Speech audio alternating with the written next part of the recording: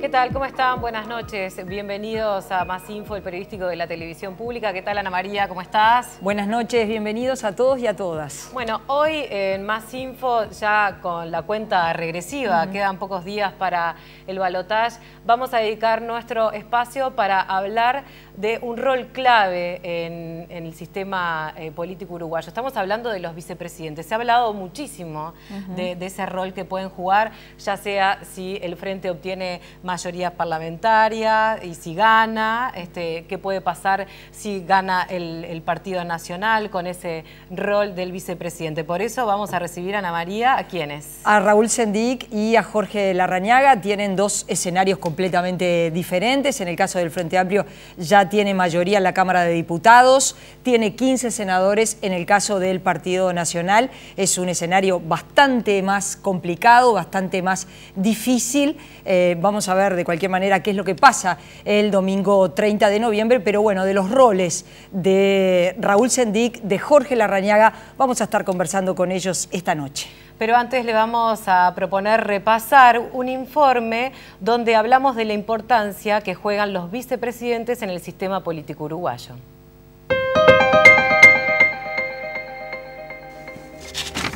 En Uruguay es común creer que el vicepresidente cumple un rol casi decorativo en la fórmula presidencial, pero esta afirmación no se sostiene si recordamos, por ejemplo, que el 6 de diciembre de 1967, el entonces vicepresidente Jorge Pacheco Areco asumió la presidencia tras la muerte de Óscar Gestido, o que 20 años antes, el 2 de agosto de 1947, Luis Valle Berres asumía la presidencia tras la muerte de Tomás Berreta. En ambos casos, quienes impulsaron a esos dirigentes como compañeros en la fórmula presidencial consideraron al cargo de vicepresidente como una función de segundo orden. Sin embargo, tanto Luis Valle Berres como Pacheco Areco, al convertirse en presidentes, dejaron su marca en la política uruguaya. Muchas veces se ha planteado en el debate público la interrogante de qué hubiera pasado si Selmar Michelini hubiera acompañado a Gestido en la fórmula en vez de Pacheco Areco, como pudo haber sucedido. Es cierto que cuando el presidente viaja, el vicepresidente asume el cargo. Cuando el presidente no puede viajar, el vicepresidente viaja en su lugar. Cuando el presidente muere, renuncia o es sustituido, el vicepresidente es llamado a cubrir la vacante. Esto nos lleva a preguntarnos cómo y por qué se elige un candidato a vicepresidente en la fórmula presidencial. El artículo 150 de la Constitución define que el vicepresidente de la República desempeñará la presidencia de la Asamblea General y de la Cámara de Senadores. Por esa razón, quien resulte electo es el primer responsable de la coordinación entre el Poder Ejecutivo y el Poder Legislativo. Debe establecer cuál será el mejor camino para un proyecto de ley, escoger la Cámara que iniciará el trámite, determinar quiénes son los interlocutores y estar al tanto de las áreas de conflicto con la oposición. Por lo tanto, el vicepresidente debe ser un estratega, un negociador y componedor de conflictos. Hay que tener en cuenta que nuestra Constitución exige mayorías especiales para la designación de autoridades de los directorios de entes autónomos, la designación del fiscal de corte, los ministros del Poder Judicial, la Corte Electoral y más. Para alcanzarla, es fundamental negociar. Pero ese rol negociador no puede confundirnos. El vicepresidente tiene voz y voto en el proceso legislativo y apoyará las políticas del Poder Ejecutivo al que pertenece. Por lo tanto, debe negociar sin alejarse de su partido. Sin embargo, un vicepresidente muy partidista que entra en conflicto con la oposición no podrá mantener una comunicación fluida y llegar a los acuerdos necesarios.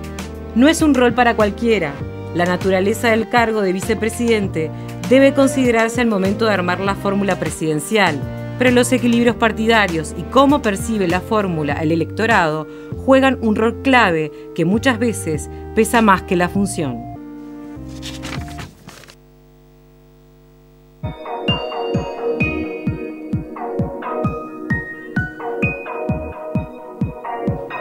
Buenas noches y ya le damos la bienvenida al candidato a la vicepresidencia por el Frente Amplio, Raúl Sendic. Un gusto tenerlo en este estudio. Buenas noches. Buenas noches, ¿cómo estás? En estos días, la fórmula del Partido Nacional le ha reclamado al Frente Amplio debatir temas sensibles. Han dicho, nosotros proponemos rebajas de impuestos, ha hablado de impuestos el IAS, a las jubilaciones, ha hablado del IRPF. ¿Y el Frente Amplio qué contesta a estos planteos de, por un lado, debatir, sentarse a debatir estos temas, por qué sí, por qué no, y por otro lado, las rebajas o los aumentos de impuestos? Nosotros hemos decidido con Tabaré que nuestro principal debate es con la ciudadanía y con la gente. Desde ayer miércoles que estamos recorriendo el país, es lo que estamos haciendo. Hemos ido a agradecer el respaldo que tuvimos en la primera vuelta, lo vamos a seguir haciendo en todos lados y intercambiando con la gente sobre cuáles van a ser los elementos principales de un tercer gobierno progresista. Lo primero que hemos planteado en relación al tema impuestos es que un nuevo gobierno del Frente Amplio va a seguir avanzando en una reducción gradual de los impuestos directos como ha ocurrido. O sea, hemos ido rebajando el IVA al consumo, que es hay que tener en cuenta que cuando el Frente Amplio llegó al gobierno, el IVA prácticamente era un 26%, porque era el 23% de IVA, más el COFI que se cobraba, que era un 3% adicional al 23%. En aquel momento, hoy estamos, la mayoría de las compras con tarjeta están con un IVA que está en el 18% y el objetivo es seguir por ese camino. El otro planteo que hemos hecho... Seguir la rebaja del IVA. Seguir aumentando, digamos, el acceso a la población a la rebaja del IVA, digamos, a través de los medios de compra. Y ir rebajando gradualmente el IVA. El otro elemento que se ha planteado, que lo hemos anunciado públicamente, es que gradualmente el impuesto que hoy tienen los ingresos, los salarios, el IRPF, va a seguir subiendo en su monto no imponible. O sea, gradualmente, como ha venido ocurriendo también, el monto no imponible del IRPF va a seguir aumentando. No va a haber nuevos impuestos para cubrir algunas de las políticas que se han anunciado, como el Sistema Nacional de Cuidados o otras de las políticas de inversión que se han anunciado. No va a haber nuevos impuestos porque en realidad, primero, el porcentaje del producto va aumentando, la generación de valor en el país ha ido aumentando. La recaudación ha ido aumentando por un mejor funcionamiento de la Dirección General Impositiva, que ha permitido la formalización cada vez mayor de la actividad económica en el país y que a su vez, en la medida que la actividad económica aumenta, también aumenta obviamente la recaudación de impuestos. Por lo tanto, no es necesario instalar nuevos impuestos. Tampoco es necesario porque muchos de los recursos que se utilizaron para determinadas políticas en estos dos primeros gobiernos ya no se necesitan para esas políticas. Por ejemplo, pongo el ejemplo de la política energética, que consumió una enorme cantidad de recursos en estos dos gobiernos en instalar toda la infraestructura energética que el país tiene.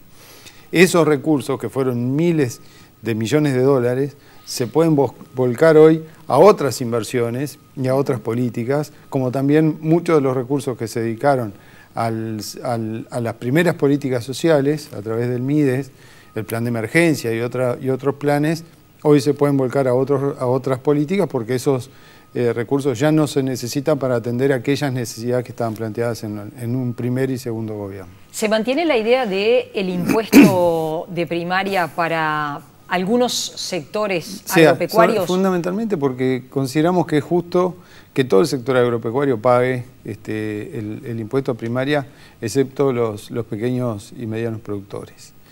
Y lo consideramos justo y necesario, primero porque la recaudación del impuesto a primaria en el sector rural permite un elemento que es muy importante para el propio sector rural, que es afianzar la educación en los lugares más remotos del país. O sea, nosotros necesitamos afianzar la educación en los lugares más remotos del país para asegurar la permanencia de las familias dentro del medio rural y para asegurar la formación de capacidades en el medio rural para atender esas nuevas necesidades del sector agropecuario que se ha ido desarrollando en el país. Entonces, yo Yo creo que cualquier inversión en el sector agrícola tiene que estar de acuerdo con el pago del impuesto de primaria. No puedo entender que no compartan la idea del pago del impuesto de primaria, justamente cuando se trata de formar capacidades y de formar a la infancia, recursos que tienen que estar volcados para eso, en los lugares donde la propia actividad agropecuaria y agrícola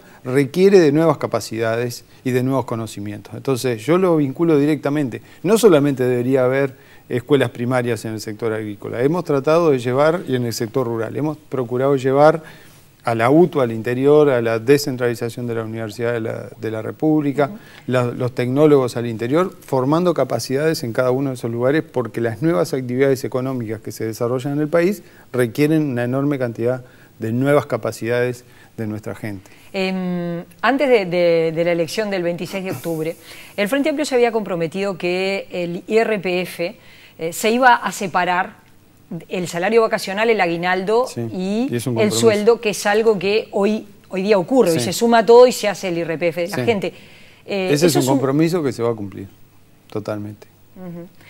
Respecto a algunos temas que también están planteados para este mes, como es las mayorías parlamentarias, el Frente Amplio tiene 50 votos ya en diputados, tiene la mayoría parlamentaria, si eventualmente gana en noviembre va a tener la mayoría.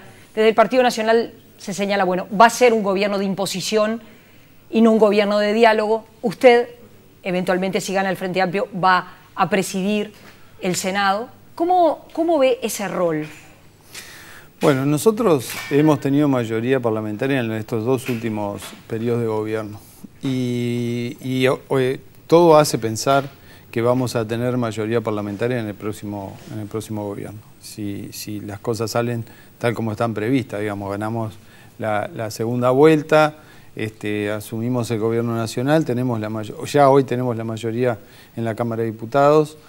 Es muy posible, por todo lo indica así, que tengamos la mayoría también en la Cámara de Senadores. Hasta este momento que el Frente ha tenido las mayorías, siempre ha tomado en cuenta a la oposición para el desarrollo de la actividad legislativa.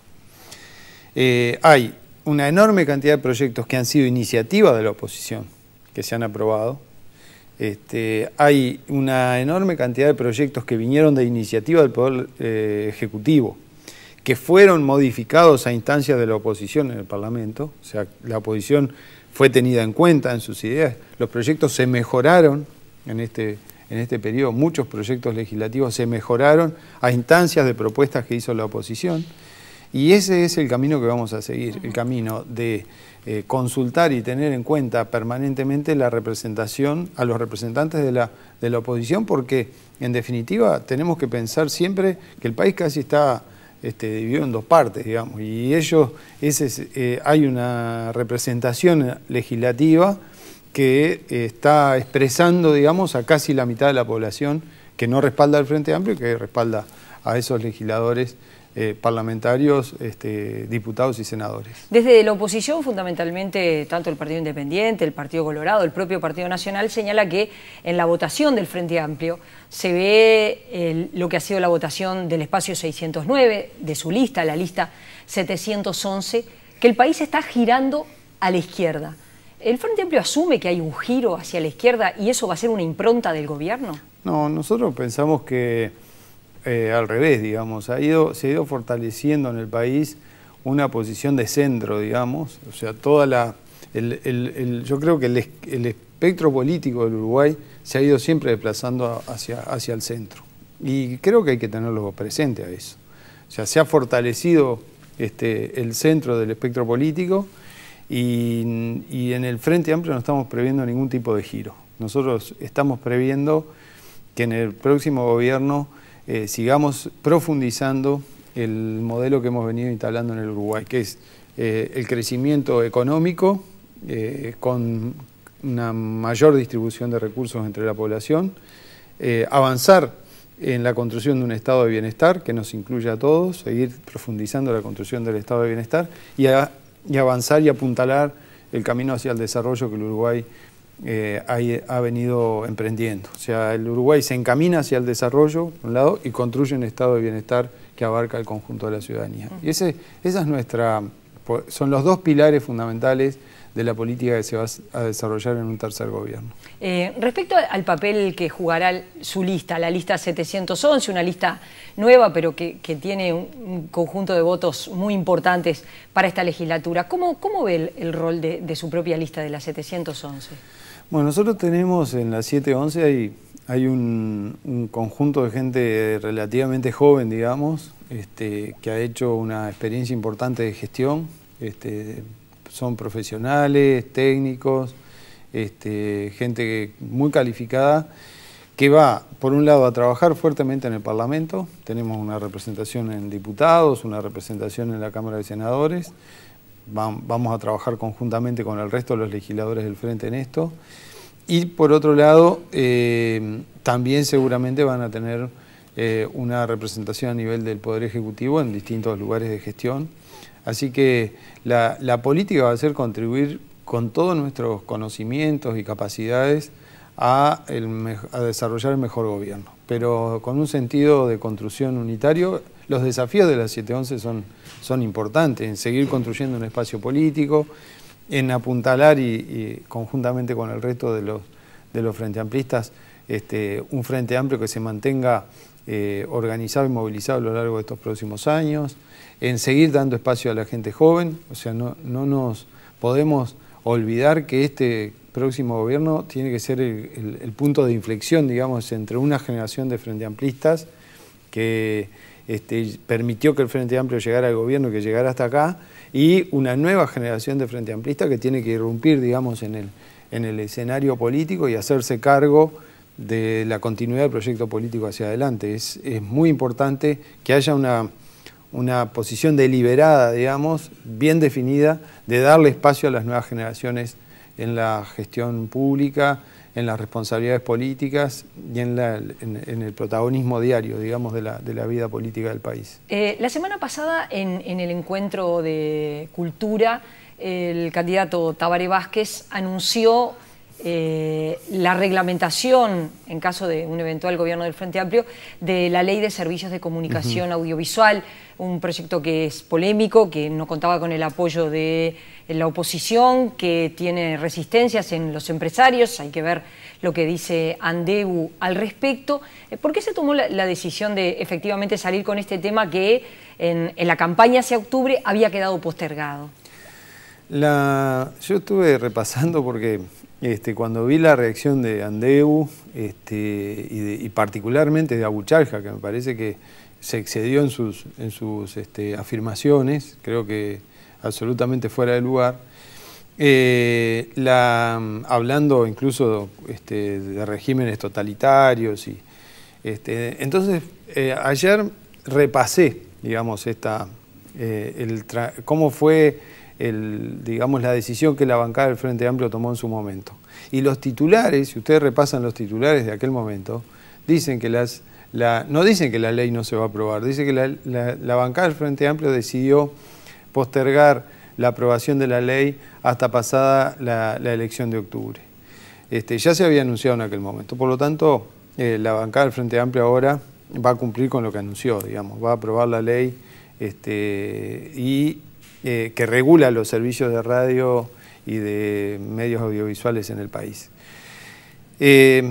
Y incluso repasé la ley. Cuando vi las afirmaciones de Andebu, leí toda la ley, digamos, y la ley yo creo que es profundamente democrática, digamos, porque primero garantiza el acceso a la información del conjunto de la ciudadanía, establece a la información como un valor importante para la vida democrática del país y asegura el acceso a la información para el conjunto de la ciudadanía, establece al espectro radiofónico, digamos, como un bien público y establece que eso le pertenece al conjunto de la ciudadanía, es un bien público y por lo tanto debe ser regulado, no es propiedad privada el espectro radiofónico, se puede conceder determinados espacios de ese espectro radiofónico, pero el espectro en sí es propiedad pública y es propiedad del conjunto de los ciudadanos y por lo tanto debe ser regulado su uso.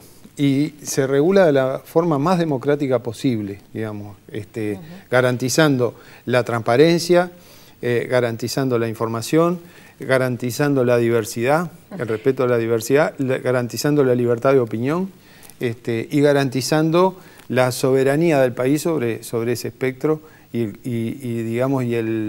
la soberanía de la ciudadanía sobre el manejo y el uso de la información. Me parece que es muy bueno el proyecto. ¿Le genera una preocupación adicional al Frente Amplio esta declaración de Andebu de cara a la elección del domingo 30? No nos sorprende porque algunos medios de difusión a lo largo de estos meses han jugado abiertamente, en forma absolutamente abierta, a favor de una de las opciones políticas que están en esta contienda. Y no me sorprende, de ninguna manera me sorprende que algunos de los representantes, de los dueños de los canales de televisión del país o de los medios de radio del país hagan este tipo de afirmaciones, porque yo sé que el día de la elección, en algunos de esos canales, en el piso de algunos de esos canales, estaban preparando con botella de champán el brindis para el 26 de octubre en la noche, esperando un resultado que las encuestas habían anunciado y que finalmente no se dio.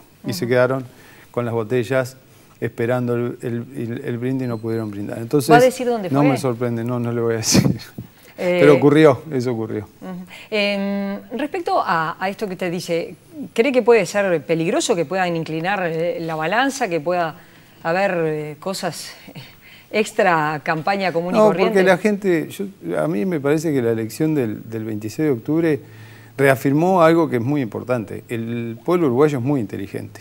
Y al pueblo uruguayo, por más que haya manipulación de la información, manipulación de las encuestas, manipulación de los datos, por más politólogos y encuestólogos que aparezcan, a la gente no la llevan fácilmente hacia el corral a donde la quieren llevar. La gente tiene libertad de criterio, tiene inteligencia y sabe exactamente lo que quiere para su país, y lo demostró el 26 de octubre y seguramente lo va a volver a demostrar el 30 ahora cuando tenga que votar. En caso de ganar el Frente Amplio, ¿cómo va a ser el mes de diciembre? ¿Cómo lo están planificando? Va a ser muy agitado porque en realidad estamos previendo iniciar el proceso de transición.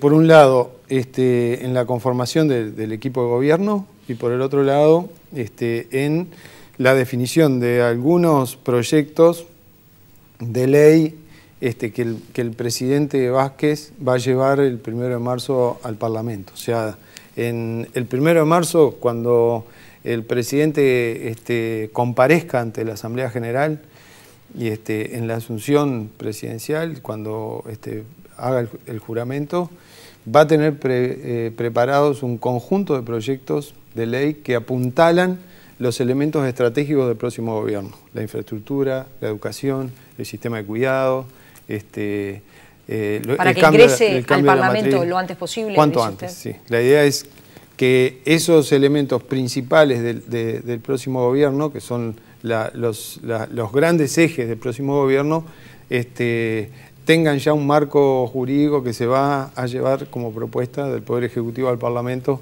ese primer día de asunción del presidente Vázquez. Quiere decir que en caso de ganar Vázquez, el 1 de marzo ya va a estar. Sistema de cuidados, el 1 de marzo salimos con mucha fuerza, ya con los proyectos definidos. Sistema Nacional de Cuidado, el Sistema Nacional de Infraestructura que se requiere, los cambios en la matriz productiva del país. Esos elementos fundamentalmente van a estar planteados en ese paquete de propuestas que el presidente lleva al Parlamento el 1 de marzo. Gracias por haber venido esta noche. Ha sido un gusto recibirlo. Nosotros hacemos una pausa, volvemos enseguida. Vamos a trabajar firmemente en asegurar que el Uruguay siga siendo un país de derechos y de libertades. ¿Cuánto hemos avanzado en estos dos gobiernos en garantizar cada día mayores derechos para nuestra gente, trabajando en las políticas que garantizan la equidad entre el hombre y la mujer? Tenemos que garantizar que la mujer tenga igual acceso al trabajo que la que tiene el hombre, que frente al mismo trabajo tengan equidad en el salario, y todavía hay diferencias importantes en los salarios entre hombres y mujeres, y tenemos que garantizar la igualdad entre hombres y mujeres en nuestra sociedad. Tenemos que garantizar la igualdad frente a la responsabilidad de la paternidad. La responsabilidad parental es mutua, es compartida, y tenemos que garantizar que hombres y mujeres asuman las mismas responsabilidades frente a los hijos y frente a la familia.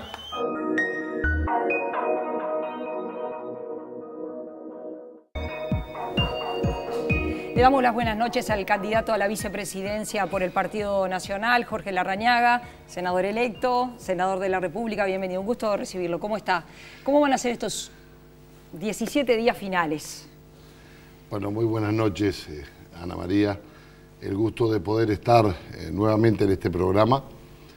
Bueno, van a ser días intensos, arduos de trabajo en todo lo que significa recorrer el país, estar en todos los rincones del Uruguay, aparte de la participación en programas, diciendo lo que pensamos, lo que sostenemos sobre muchos temas de los uruguayos, lamentando que no podemos tener una instancia de discusión entre los candidatos.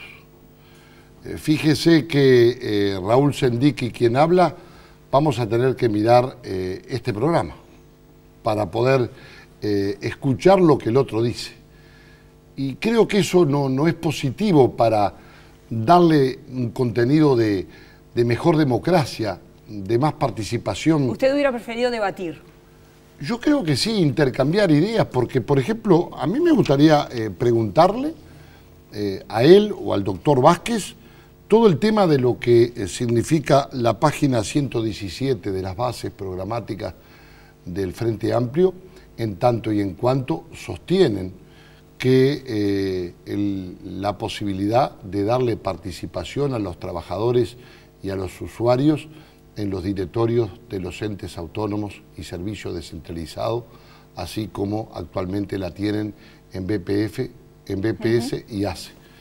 Y bueno, yo quiero saber si el doctor Vázquez, por ejemplo, le daría participación a los trabajadores en UTE, en Antel, en OCE, en ANCAP, en el Banco República, en el Banco Central. ¿Y el Partido Nacional estaría en acuerdo o en desacuerdo? No, nosotros estamos en desacuerdo. Estamos en desacuerdo. Me parece que en ese caso, salvo lo que está establecido, aunque sea sin voz, salvo lo que está establecido en el BPS y en ACE, extenderlo a las empresas públicas, estamos en total desacuerdo. Pero la pregunta tendría que ser para la fórmula del Frente Amplio, porque su programa de gobierno lo expresa de manera contundente. Y creo que es un tema de indudable gravitación, porque también cuando en estos días sale el contador Astori y el propio doctor Vázquez a señalar que no van a incrementar los impuestos, bueno, yo tengo acá las páginas 27 y 28 del programa, en tanto y en cuanto dicen de que van a bajar los impuestos al consumo, pero van a subir los impuestos a la propiedad, a los inmuebles.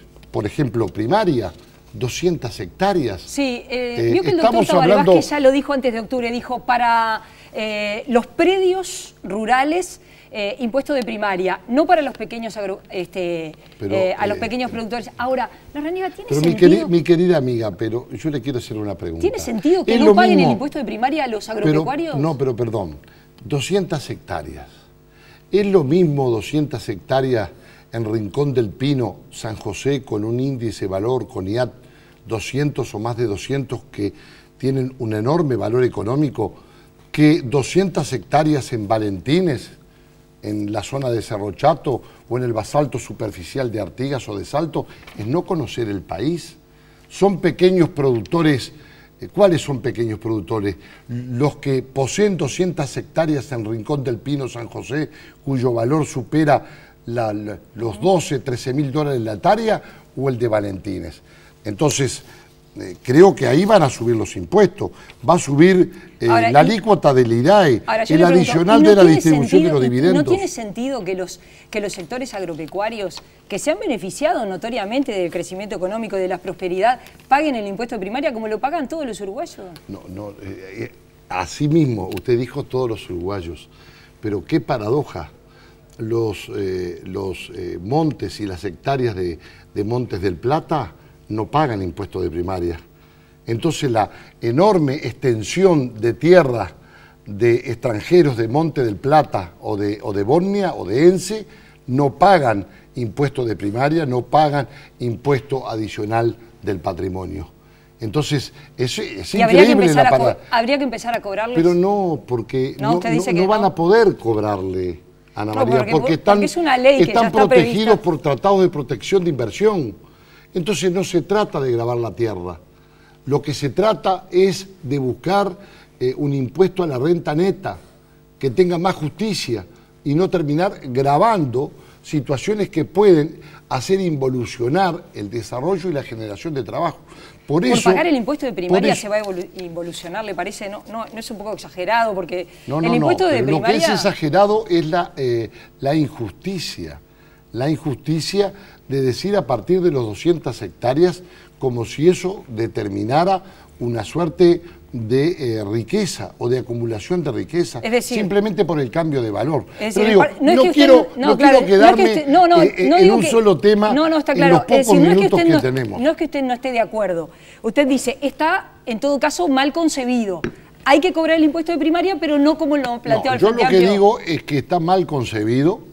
Creo que la imposición de la tierra ya tiene gravamen suficiente y cuando se habla por parte de la fórmula del Frente Amplio y del doctor Tabaré Vázquez de gravar la tierra es simplemente una expresión demagógica, absolutamente demagógica, porque toda la propiedad extranjera de cientos de miles de hectáreas que están bajo el régimen de exoneración impositiva, a eso no les cobran nada, y a uruguayos que producen la tierra así. Cuando además están grabados de otros impuestos. Y hay que empezar a cobrarles. Pero no se les puede cobrar porque están protegidos por 30 años, por tratado de protección de inversiones. Entonces es una demagogia, Esa es la realidad de lo que acontece. Pero no se puede cambiar la ley para hacerles pagar. No se puede cambiar la ley porque hay que cambiar el tratado. Si usted y yo en representación... Pero el sistema político uruguayo estuvo de acuerdo con ese tratado de protección de inversiones. Bueno, para que vinieran, digo... No, el Frente Amplio no aprobó el tratado de protección de inversiones con Finlandia. No levantó la mano, no lo aprobó, votó en contra. Ahora sí, lo aplica directamente. Yo lo que estoy... ¿Y no está bien aplicarlo? ¿No está bien que se aplique? Está bien, lo que yo digo que es un contrasentido, no cobrarle a las grandes empresas multinacionales... Usted dice, a Montes del Plata, no cobrarle y cobrarle a los pequeños productores. Por eso mismo, cuando además en el programa del Frente Amplio, de acuerdo a lo que yo expresé, van a haber incrementos de impuestos a través de primaria, a través de la alícuota del IRAE, del adicional a la distribución de dividendos, va a haber un aumento de la presión fiscal. Tabaré Vázquez ayer en Soriano dijo que no, dijo va a haber rebaja tributaria y incluso Danilo Astori dijo va a haber mayor distribución de la riqueza, que es lo que el país necesita. Necesita crecer, pero también necesita distribuir la riqueza. A ver, amiga, la famosa promesa del IVA, ¿se cumplió cuánto? Hace poco tiempo, después de tener una vigencia la promesa del IVA y además no beneficia, por ejemplo, a habitantes de Noblía o de Belén o de Constitución, donde ahí no hay descuento a través de las tarjetas porque no están la implementación del sistema en esos centros poblados. Esa es la realidad. Gente que tiene que cobrar las jubilaciones, ir a Salto o a pagar las tarifas de OCE, de UTE o de Antel a Salto. Esa es la realidad. Entonces, lo que nosotros sostenemos es que el Frente Amplio no puede prometer un punto y medio más del producto para la educación, el Sistema Nacional de Cuidados y decenas de promesas más. que van a generar un incremento del gasto público enorme, con un déficit acumulado de miles de millones de dólares en los últimos años, que no va a poder cumplir esas promesas si no hay un incremento de la presión tributaria. Ahora, o bien esas promesas no se cumplen, o bien... Ahora, veo que en campaña electoral todos prometieron, por ejemplo, después ahora... Nosotros hicimos un costeo de las promesas del Frente Amplio. Eliminar el IAS es dejar de recaudar el impuesto de asistencia a la seguridad social. Son 180 millones de dólares, está costeado eso. Eso que se utilizan para las jubilaciones más bajas, para la asistencia a la jubilación más baja. Pero no es un problema de jubilación alta o baja. Usted dice, eso es un problema si el Partido Nacional lo puede hacer. Es un problema de constitucionalidad. Nosotros impugnamos en su momento en la discusión parlamentaria el IAS porque lo considerábamos inconstitucional. Por eso es el compromiso de la derogación. Pero entonces que no venga a expresar el contador Astori y el doctor Vázquez que no va a subir la presión tributaria. Pero la Suprema Corte dijo que era constitucional el IAS, Déjeme continuar. Sí, no, pero le digo porque se presentó, como algunas cosas se presentaron y fueron inconstitucionales. El nuevo IAS. El primero fue declarado inconstitucional. Este actual es constitucional. Es constitucional en una interpretación dudosa. Porque terminó en una votación enormemente dividida luego de un primer fallo en donde se declaró inconstitucional y hubo que modificarlo en el Parlamento la conformación del impuesto. Entonces, yo lo que creo es que en este tema, precisamente esta suerte de ida y vuelta con usted, que con mucho gusto lo tengo, y que me parece inteligente sus preguntas interesantes, qué bueno sería poder tener la posibilidad que frente a las cámaras y frente a todos los uruguayos podamos discutir sobre estos temas para ver quién tiene mejores razones, más razones para defender lo que dice, y no en esta suerte de yo hago esta afirmación aquí en este programa y me contestan en una televisión de Artigas, de Rivera o de Salto. Yo creo claramente que de acuerdo a lo que está señalado en las bases programáticas del Frente Amplio, el próximo gobierno del Frente Amplio, si así resultara electo el 30 de noviembre, no tiene otra salida que incrementar el monto de impuestos.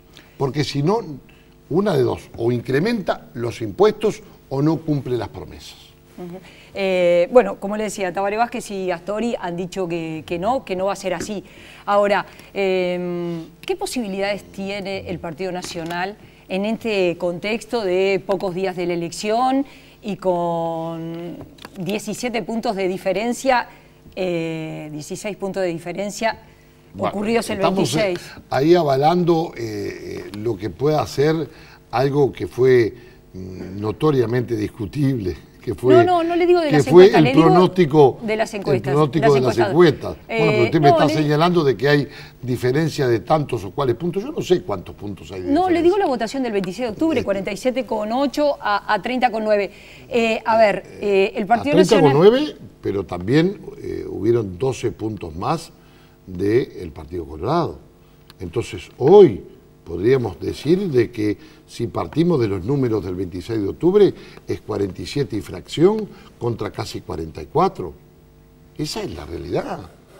Ahora, que usted después diga, bueno, no, Larrañaga, pero perdóneme, pero hacia el 30 la composición es diferente porque no todos los blancos terminarán votando a los blancos, no todos los colorados terminarán votando a los colorados. No sé qué va a pasar.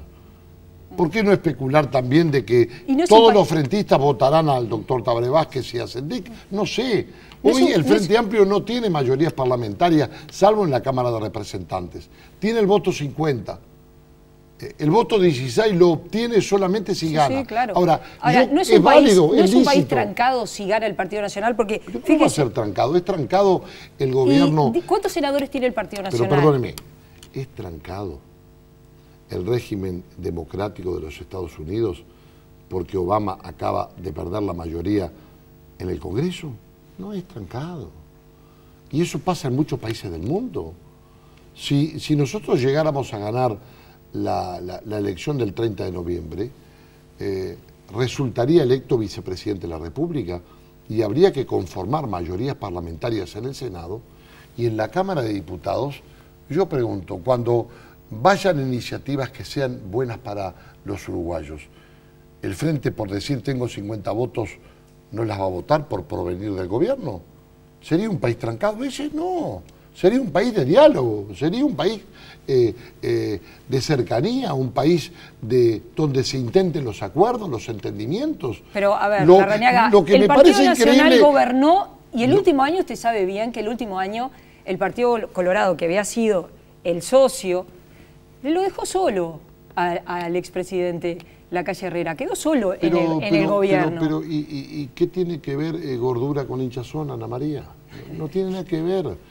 Tiene que ver porque ¿con qué mayorías van a hacer las transformaciones? Pero son realidades, bueno, y yo le pregunto, ¿y con qué mayorías las va a hacer el doctor Vázquez cuando tiene una composición mucho más tirada a la izquierda en la actual composición parlamentaria? Con 6 parlamentarios del MPP, con 2 de Sendic, 1 del Partido Comunista y con Tanza Moreira. No.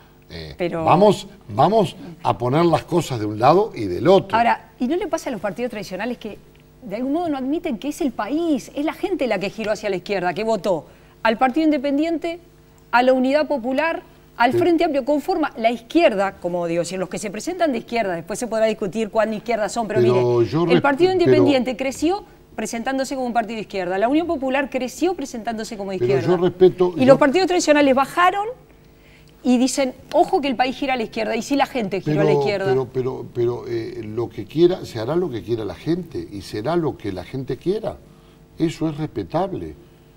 Ahora, no, le digo, la gente giró a la izquierda. Pero yo lo que sostengo es lo siguiente, y lo que miles de uruguayos sostienen. Resulta que lo que prometen para los próximos 5 años no lo hicieron en los 10 años anteriores.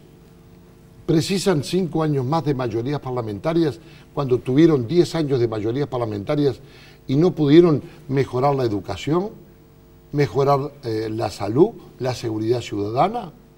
Que venga ahora la tesis increíble, insólita, del ministro Bonomi, que después del 26 de octubre han pasado cosas raras y resulta que afanaron al jefe de policía de Montevideo, que vive en Carrasco, y ahora que el 1,000,000 y pico de ciudadanos que no votó al Frente Amplio son sospechosos de que pudieron llevar adelante ese afane. No, yo creo que no es serio.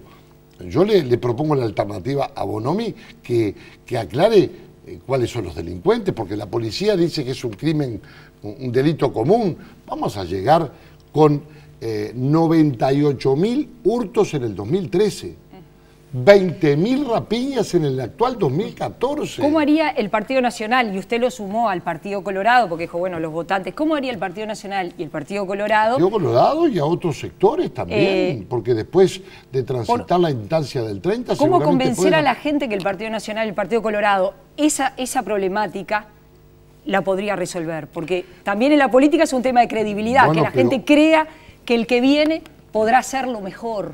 Bueno, en primer lugar, nosotros no tendríamos a Bonomi de ministro del Interior, ni al hermano del presidente Vázquez como viceministro, primera cosa. ¿Serían García y Moreira la dupla? Pueden ser 2 referentes que han sido nombrados como principales asesores en materia de seguridad, y me parece que son personas que han demostrado una enorme idoneidad en todo lo que significa la seguridad pública. Pero yo también tengo derecho a preguntar, no salió la baja de edad de imputabilidad. El doctor Tabaré Vázquez, frente a esta realidad, va a dejar todo como está y no va a incrementar, por ejemplo, de 5 a 10 años las penas para los adolescentes infractores que cometan delitos gravísimos, como lo propusimos en su momento, y que si lo hubieran aprobado no hubiéramos tenido el lío de una consulta popular plebiscitaria. Bueno, entonces... Vio que dentro de la Alianza Nacional hay quienes señalan que usted ha tenido un papel fundamental, porque el Partido Nacional no salió a hacer campaña efectivamente por el sí a la baja, usted estaba en contra de esa propuesta, Lacalle Pou estaba a favor. Así lo resolvimos con Luis, que era un tema de de decisión popular de la gente. Que no había que hacer campaña. No, que la campaña se hacía en tanto y en cuanto a uno le preguntaran y dieran las respuestas sobre lo que pensaba sobre ese tema. Muchas veces a él le preguntaban y me preguntaban a mí, y él decía por qué sí, y yo decía por qué no. Y es perfectamente democrático. Usted dice, hay que impulsar que se pase de 5 a 10 años. Actualmente el Código de la Niñez y de Adolescencia prevé un máximo de penas para los delitos gravísimos cometidos por adolescentes infractores de 5 años. No fija ni mínimo ni máximo. Y entonces después pasa lo del pelón, que el juez decretó poco menos que la libertad en 2 oportunidades y cometió dos homicidios más. Entonces, hay que establecer mínimos y máximos y hay que subir de 5 a 10 años el máximo de las penas para aquellos adolescentes que cometan delitos gravísimos. Es un problema de actitud, de cómo se enfrenta el delito. El doctor Vázquez acaba de expresar de que era horrible, insólito para él que se vendiera marihuana en las farmacias. ¿Cómo? ¿Qué fuerza política fue la que aprobó la legalización del comercio de la marihuana? ¿Fue el Frente Amplio? ¿Cómo se va a sorprender de esa manera? Me parece increíble. Le digo la verdad, increíble, acá no me dijo que estaba sorprendido. ¿Ah, no? Acá no, ahí mismo, bueno, acá en mismo otro dijo, programa, en no otro sé, programa. No lo vi, yo miro acá. Bueno, no, le cuento, yo intento mirar todo. Está en la bien, mira dijo otra cosa. Acá lo que dijo es que se va a estudiar otra forma porque él no está convencido que en la aplicación de la norma se pueda vender en la farmacia. Dice que... Mientras tanto vienen de galope largo apurando para ver si consiguen marihuana a $1 el gramo, pero por favor, es una improvisación, pero absoluta. Se está improvisando con el presente y el porvenir de miles de muchachos, de muchachas. Yo creo que en este marco, en esta situación de violencia, y yo no lo estoy agitando como un cuco preelectoral porque hace años que venimos sosteniendo esto. Yo pedí la convocatoria de una asamblea general para formar una comisión bicameral que se hizo para analizar las eventuales reformas al Código de la Niñez y de la Adolescencia, en donde logramos conservar los antecedentes, crear el Instituto Nacional de Rehabilitación, en todo lo que significa algo que después no se terminó de cumplir. Y después caímos en la recolección de firmas y en el plebiscito que se dilucidó el 26 de octubre. Entonces, a mí me parece que el tema de la seguridad forma parte de un enorme problema. El Frente Amplio no puede con la delincuencia. El gobierno del Frente Amplio no puede con la delincuencia. Pero esto es real. La inflación de la represión ha dado resultado, porque desde hace muchos años, la Ley de Seguridad Ciudadana del 95, en el Uruguay la inflación represiva viene en aumento. Y sin embargo eso no ha mejorado. Pero ¿y entonces qué? ¿Nos quedamos de brazos cruzados a esperar a ver que los delincuentes se entreguen o no roben o no maten o no rapiñen? Es lógico que las rapiñas... No hay que atender más las causas que las consecuencias de los hechos. Pero ese es una vieja guitarreada, lo de las causas. Por supuesto que las causas hay que atenderlas. Pero también hay que prevenir. Hay que disuadir. Y hay que reprimir cuando hay que reprimir. Las rapiñas crecieron 300% en 10 años. Vamos a terminar con 20.000 rapiñas, que es el delito que antecede a las lesiones gravísimas o al homicidio. No, le digo porque con esa realidad compleja, la calle Pau dijo, pero en un año me comprometo a que la gente se sienta más segura. Pero para cambiar el clima, por supuesto. ¿Y se podrá con este nivel de delitos? Sí, pero hay que parar la mano. Lo que está sucediendo es increíble. El tema es cómo, digo, todos dicen parar la mano, pero ¿cómo? Bueno, pero dando ¿Con leyes? ¿Con leyes y reformando códigos? No. Los delincuentes igual no leen el código. No, con actitud, con despliegue territorial de las fuerzas policiales, con la justicia aplicando la ley, con presencia policial en todos los lugares en donde, combatiendo el tema de la droga, de la pasta base, que es dramático. Es decir, hay muchas cosas que tenemos que hacer, que no se están haciendo a nuestro modo de ver de la manera correcta. Y es lo que nosotros queremos, una sociedad más segura, donde también, usted me dice las causas, sí, acepto, Ana María, tenemos que atender el tema de la educación, que es gravísimo, la fractura social cada vez más profunda, con la mitad de los muchachos de 15 años que no tienen comprensión lectora. Entonces, eso todo forma parte de un condimento que da lugar a cualquier cosa, y es lo que tenemos que enfrentar juntos. Ahora, no se puede hacer de esa forma cuando el ministro del Interior termina estableciendo una nueva modalidad de homicidios por ajuste de cuentas. O el otro sale a decir, bueno, si no está vinculado al narcotráfico o no entra en situaciones de violencia doméstica, seguramente no estará afectado por el delito. La última. ¿Es cierto que le dijo a la calle Pou se terminó la positiva? No, como yo dijo no le dije Búsqueda? a nadie esa expresión. Es una estrategia que cada uno la lleva adelante en función de los estilos. Yo la puedo compartir o no, pero en definitiva yo no expresé eso. Si alguien dijo algo vinculado a algún tipo de conversación privada, también lo niego. Yo practico la política de acuerdo a mi estilo. Yo soy una persona positiva y por criticar no soy negativo.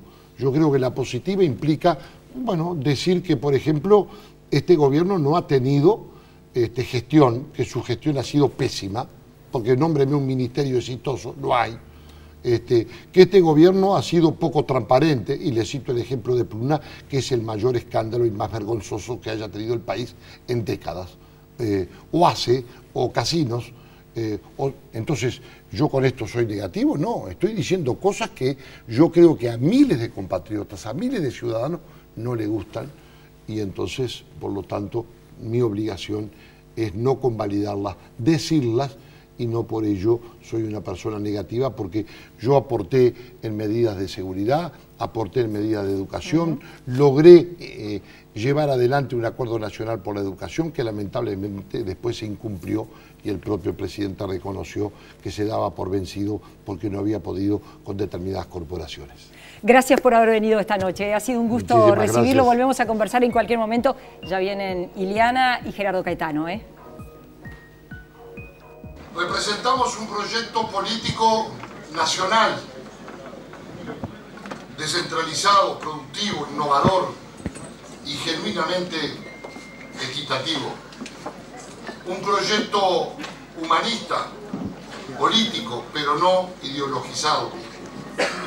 No pretendemos ser refundadores ni restauradores, pero sí que la sociedad avance, cambie, mejore, porque de última es la sociedad de nuestros hijos, es la sociedad de todos los uruguayos, no es la sociedad nuestra y la de ellos, es la de todos, absolutamente.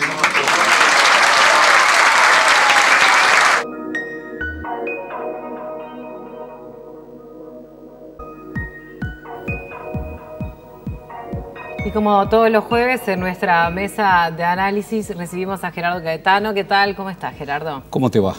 Bueno, ya vamos a hablar de Larrañaga y de Sendic, pero antes me gustaría hablar un poco del sistema electoral uruguayo. Estamos en la cuenta regresiva del balotaje. En estos días se han escuchado voces diciendo, bueno, quizás haya que reformar el sistema. Esto en realidad, por la diferencia que hay, debería ser un trámite, no es necesario todo lo que se gasta, todo lo que se invierte. ¿Cuál es tu opinión con respecto a esto? Lo que ocurre es que hay que recordar el contexto, la coyuntura en la que se dio la reforma constitucional, básicamente electoral, del año 96. En aquel momento veníamos de una elección con triple empate, aquella elección del año 94, en donde el Partido Colorado había sacado 31, el Partido Nacional 30 y el Frente 29. Y había un gran temor, sobre todo en los partidos tradicionales, respecto a la hipótesis de la gobernabilidad en el caso de que el Frente Amplio continuara ascendiendo electoralmente y quedara con una situación que le iba a dar la presidencia de la República, pero que le iba a dificultar la construcción de una mayoría legislativa. Entonces, en medio de una negociación de la cual al final salió el Frente Amplio, se estableció este sistema, que es un sistema complejo, híbrido, un sistema que en su momento generó debates mucho más de fondo de los que hoy se está dando. Un sistema que parcialmente venía a contrariar los fundamentos de la ley de lemas, estableciendo las internas para la definición de un candidato presidencial por lema, con las autoridades partidarias. Se estableció una primera vuelta en donde se elegía el Parlamento bajo el imperio de una representación proporcional integral y se establecía un requerimiento muy alto para ganar en primera vuelta, el 50% más uno de los votos emitidos. Prácticamente no hay en ningún país una exigencia tan fuerte para que en la primera vuelta quien gana se haga cargo de la primera magistratura. Y luego el balotaje. Y luego, además, separado del balotaje, los comicios departamentales. Un largo periplo. Allí el Frente no estuvo de acuerdo, básicamente por el tema del balotaje. Todos interpretaban que el balotaje era como el dique que iba a impedir al Frente Amplio acceder al gobierno. Ahora, recordemos que dentro del Frente Amplio, en primer lugar, el general Serengui, pero también Danilo Astori, defendieron la reforma porque establecían que esa reforma iba a beneficiar al Frente Amplio. El tiempo les dio la razón, porque en la primera experiencia, que fue la experiencia del 99, el Frente Amplio siguió creciendo, pegó un gran crecimiento, 40% de los votos, el Partido Colorado 33% y el Partido Nacional 22%. Hubo balotaje, 55 Jorge Valle, 44 Tabaré Vázquez. Pero ya en la segunda experiencia, aquello que nunca podía ocurrir, que era que el Frente Amplio ganara en primera vuelta con el 50% más uno de los votos emitidos, ocurrió. Cuando el Frente obtuvo 50,4,5%, el Partido Colorado un 10% y el Partido Nacional un 36%. Entonces, vimos que la argumentación de su momento era una argumentación que tenía sus problemas. Lo volvimos a ver en el 2009. En el 2009, Mujica no gana en primera vuelta, pero obtiene la mayoría legislativa en primera vuelta. Y Luis Alberto Lacalle Padre, que había fundamentado que la clave de la reforma del 96 era para que el presidente de la República tuviera una coalición de gobierno que le diera mayoría legislativa, tuvo que argumentar de cara al balotaje en forma estrictamente contraria. Habló de la necesidad de un equilibrio y de que todo el poder no quedara en manos del presidente de la República. Algo similar a lo que hoy tiene que argumentar su hijo, Luis Lacalle Pou, hablando de, bueno, la necesidad de un equilibrio, pero hablando también de evitar que un único partido tenga la mayoría legislativa en la Cámara de Representantes, donde el Frente ya la tiene, y en el Senado, donde todavía no la tiene, porque necesita al vicepresidente. ¿Esto qué viene a demostrar? Que aquella reforma constitucional, como muchas otras, fue hecha en función de los intereses de la coyuntura. Y una constitución es demasiado relevante para ajustarla a los intereses de la coyuntura. Por ejemplo, yo creo que hay que hacer reformas constitucionales, pero mucho más hondas. Creo que este tema, por ejemplo, hay que resolver el tema de un balotaje luego de una elección tan concluyente como la que hemos tenido el 26 de octubre. Pero también hay que resolver este tema de que, bueno, de acuerdo a esta lógica del balotaje, podemos tener un presidente que refiera un mandato majoritarista y un parlamento disperso a través del imperio de la representación proporcional. Parece que en este país solamente hubiera dos ecuaciones de gobierno posibles. O gobiernan blancos y colorados en una alianza del segundo y del tercero con mayoría legislativa propia, o gobierna el Frente Amplio con mayoría legislativa propia. Y eso encorseta mucho la política uruguaya. Debiéramos ir a otro sistema en donde, bueno, desdramatizáramos la mayoría legislativa y buscáramos una pauta de negociación política más amplia. ¿Y crees que Tabaré Vázquez, con los movimientos que está haciendo en las últimas horas, como por ejemplo convocar a Fernando Amado a su comando, son señales que da de un posible gobierno con mayor diálogo en caso de que gane, ¿no? Bueno, yo creo que el Frente Amplio, por muchas razones, aún consolidando la mayoría legislativa en ambas cámaras, va a tener necesidad que llevar adelante una pauta de negociación más nítida en el gobierno. ¿Por qué?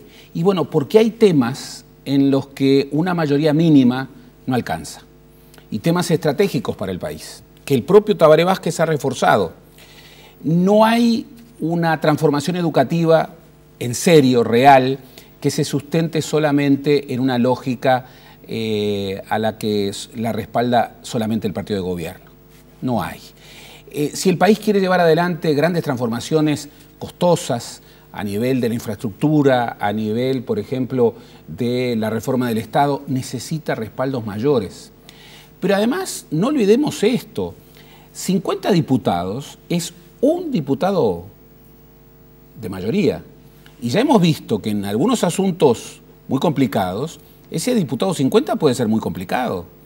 El mapa de la interna Frente Amplista, tanto en diputados como en senadores, es un mapa complejo. Allí un diputado puede hacer la diferencia, como la hizo en ocasión del debate a propósito de la despenalización del aborto. Entonces, hay muchos elementos que refieren a la necesidad de una mayor negociación en el Parlamento. Yo creo que Tabaré Vázquez ha hablado de esto, mucho más de estas reuniones en este interreño del balotaje, que tienen mucho más que ver con el 30 de noviembre que con la perspectiva de los 5 años de gobierno. Pero yo tiendo a pensar de que en su segunda presidencia, en caso de confirmarse, el doctor Vázquez buscaría una negociación mayor con los otros partidos. Hablemos de los candidatos a la vicepresidencia. Recibimos hoy a Larrañaga y a Sendik. ¿Qué rol están jugando ambos en las fórmulas? Bueno, están como invertidos. Sí, porque Sendik está debutando y Larrañaga repite, podríamos decir. Claro, y el experiente es el vice, en el caso de la fórmula nacionalista, y el experiente es el uno, en el caso de la fórmula Frente Amplista. El favorito en la interna no fue el ganador, y eso hace que, bueno, Larrañaga haya tenido que jugar este papel que no estaba previsto. Sin embargo, Larrañaga de la interna sale derrotado, una derrota muy dura, porque además repite la derrota con la calle Padre 5 años atrás, pero hay algo de la elección del 26 de octubre que es muy claro, que al herrerismo le va a costar dominar un partido nacional que pueda llegar a competir con fuerza respecto al Frente Amplio. Sobre todo si en el otro partido el vallismo no se repone y no hay mucha perspectiva de que el vallismo resurja dentro del Partido Colorado. Dos partidos tradicionales hegemonizados por la derecha de ambos partidos no parecen ser competitivos en esa competencia por el centro que es la que define la elección. En el caso de Sendik, para terminar, yo diría, el gran rol de Larrañaga en este contexto es ser puente entre estas dos mayorías, entre estas dos mitades asimétricas.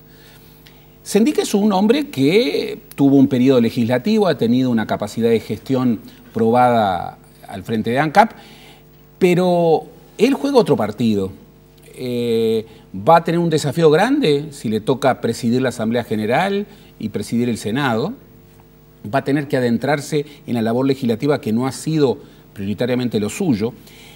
Pero él va a jugar un partido que es el partido que el Frente Amplio empieza a jugar en este quinquenio. Además del gobierno de Tabaré Vázquez y además de las tareas de gobierno de Tabaré Vázquez, en estos 5 años el Frente Amplio tiene un desafío ineludible. Se le terminan los liderazgos y tiene que construir nuevos liderazgos. Y allí, bueno, Raúl Sendik aparece como no solamente una hipótesis, sino aparece como, bueno, arrancando. Nada menos que en un rol vicepresidencial y en un rol como vicepresidente que ya no solamente es la primera figura institucional del Parlamento, sino que también, como ha ocurrido con los vicepresidentes anteriores, acompaña al presidente de la República en gestiones de gobierno. Entonces, Sendik va también a tener que jugar ese rol de puente, pero al mismo tiempo va a tener que acompañar a Tabaré Vázquez en la tarea de gobierno Digo, en caso de confirmarse el favoritismo amplio que tiene la fórmula Frente Amplista, pero va a tener que pugnar a ver si es el heredero. Y esa lucha, obviamente, no está resuelta. Gerardo, te agradezco por esta noche. Muchas gracias por estar con nosotros. No, gracias a ti.